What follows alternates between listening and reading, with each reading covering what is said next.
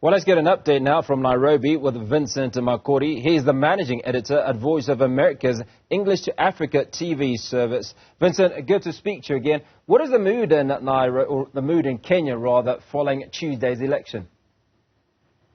Well, you can say that the citizens are very anxious, really, as they patiently wait for this result to finally be announced. They're trying to balance, between being hopeful and not running out of patience, because first, the numbers are so close that it just can drive somebody crazy. For hours and hours, they're just looking at their screens, showing that numbers are just so close to each other. But at the same time, they feel like the process is also getting too slow. Like, it should have ended by yesterday. So because of that, it's a mixed feeling. We have people who are saying, let's be patient, let's wait and see the process through to the end. Others feel like, hey, you better hurry up and let us continue with our normal day-to-day lives. Well, two things, Vincent. The first being that you suggest that results were expected yesterday. What is responsible for that delay, firstly? And secondly, has a presidential election been this closely contested? No. I mean, there has never been a situation where it was so close that 2 days later you're not sure who's going to win this election or if it's going to go down to a rerun. This is kind of the first time we are seeing it. Some people almost look at it suspiciously, like how possible is it that the numbers can be so close hour after hour after hour of collating these numbers. So it is a very new phenomenon for Kenya, and probably it's going to be remembered for a long time. Now, let's talk about the 2017 election, which saw a runoff of sorts. Are we likely to see a runoff this time round if there isn't a clear majority? Or better still, what are the factors that would lead to a runoff? Well, first to clarify, 2017 wasn't a runoff. It was a rerun. And this was because one of them looked like he was winning, the Uhuru Kenyatta team at that time, running with his deputy, who is now on the opposite side, Mr. William Ruto. The court established that there were serious problems with the process itself, and therefore nullified the election. Now, in this case, what we are probably looking at is, for the very first time in Kenya, having a runoff where the two candidates will have to go back and again campaign to fight now between the two of them. It is also going to be a very new situation, because in 2017, while the court ordered for a rerun of the election, the opposition leader Raila Odinga, who is now one of the front runners, boycotted the election. So pretty much, in fact, the Uhuru camp with Mr. William Ruto were running alone. They didn't have any competition. So it was a very strange election, actually, in 2017. That repeat election was literally a one-candidate election. Now, in that clip that we listened to, the European observers have said, by and large, it has been a free and fair election. Are you of the same sentiments? Has the playing field been level, in your opinion? It is, again, it depends on who's looking at that, because some have said that, the playing field may not be that level, but again, it's because of individual, circumstances. Here, campaigns are extremely expensive, and because we don't have controlled campaign finances, and nobody knows where money comes from, those who have the wherewithal, who have the means to get a lot of money, definitely have advantages over those who have little means. So if you want to look at it from that perspective, the playing ground is not completely level.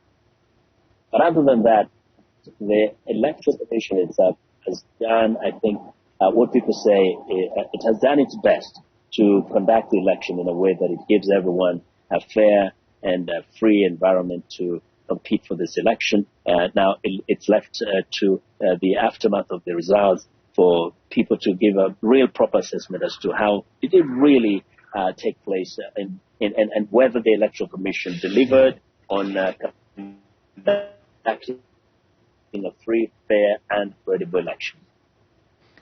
Now, Vincent, we've picked up in some parts of the media that money has exchanged hands, certainly in the run-up to this election. I think speaking to some of the issues that you're talking about, certainly about who's got the deeper pockets.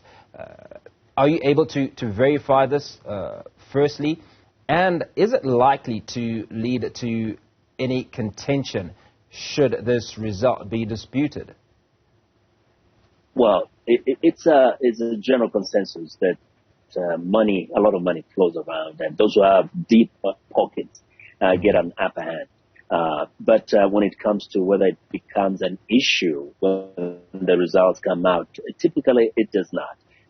That is not usually what is brought up as an issue. People try to look for other reasons that can especially stand before a court of law, especially when there are accusations of irregularities. The issue of how much money was poured, on the campaign field, it never really arises except for, those who may be just talking about it behind doors or even in public spaces. But it's not necessarily something that can lead to a challenge in court for, maybe for a possibility of overturning the results. That has never been an issue, really. Well, let's talk a little bit about the voter turnout. Were the numbers what was expected? Were the youth a factor in this vote, do you think? It was anticipated that the youth of this country were not going to show up in big numbers. They didn't have the enthusiasm for this election. But the numbers were way lower than anticipated. There was a total population of registered voters over 20 million, but only about 14 million went down to the polls to cast their ballots. So it was not just the youth of the country, but way more people seemed to have not taken interest in going to participate in the election. And that is really puzzling. People don't understand what exactly contributed to this voter apathy, aside from the younger people having already expressed themselves way before that they really don't have that kind of enthusiasm for this election. What led to the others, the adults, the older generation to also boycott elections, even in areas that are strongholds of those front runners? Now, if we reflect back on 2017 in terms of percentages, was there an increase or a decrease in the number of voters? Oh, my God. 2017, it was way over 70%. In some places, we were seeing a voter turnout of closer to 80%. And so it's such a drop of probably 20%. And one wonders whether it's a form of a protest or it's something that they need to start kind of reflecting on, why are more and more Kenyans losing interest in participating in an election like this one. Well, Vincent, it's been great chatting to you, and we certainly hope to speak to you again real soon as we do an analysis of what's transpired. But before we let you go, both William Ruto and Raila Odinga in separate messages have said that they will accept the result, they will accept the outcome, whatever it is, and shake hands. Do we expect the men to shake hands once those results come out? You want to hope so. What happens once the results come out? Sometimes they say, I promised I will accept the results as long as they are free, fair, and credible, but I have issues with them. So I hope no one will bring up that aspect of it. And if they accept defeat and concede, the Kenyans will be very happy, but that's what everybody's hoping. There's no indication that any of them will refuse to concede, but you never know again, because it depends, on what happens at the very end. Will somebody probably point out certain things and say there were some shenanigans in this process and therefore I'm going to go to court? We don't know. I think it's all about waiting to see when that final announcement, that final declaration is made. Vincent Makori, appreciate your time this evening. And he's a managing editor at Voice of America's English to Africa TV service.